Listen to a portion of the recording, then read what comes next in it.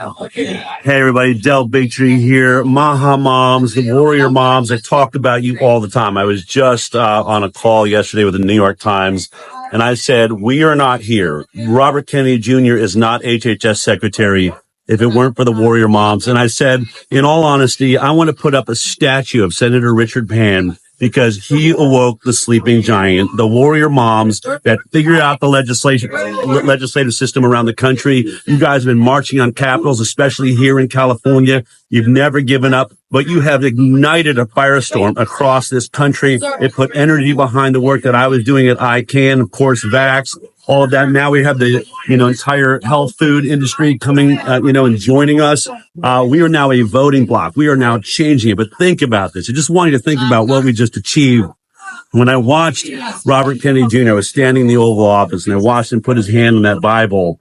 I honestly thought to myself, this is even sweeter than if he was being sworn in to be president of the United States. Because if he'd have made it to president, which obviously I was his director of communications, then we could say, well, maybe it's his position on Ukraine or all the other brilliant ideas he has. But as HHS secretary, the most powerful health position in the world, took that issue that you knew that you were fighting about, the most controversial issue in health, and the most controversial person representing that in Robert Kennedy Jr., and we elevated him to a place and got him in the most powerful position in the world. That is the greatest PR achievement in the history of politics. It is one of the most dynamic things that could ever happen, and it would not happen without the warrior moms. I wish I was there with you tonight so much. I want to hug every one of you.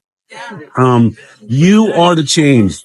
It started with you. For those of you who stood up and had your, the injured children, and you somehow found the energy to go out and warn the rest of us, or those of us that joined you and said, I don't want that happening with my children, and those who fought for organic food and trying to get the pesticides and the herbicides out. This is our time. This is such a spectacular moment.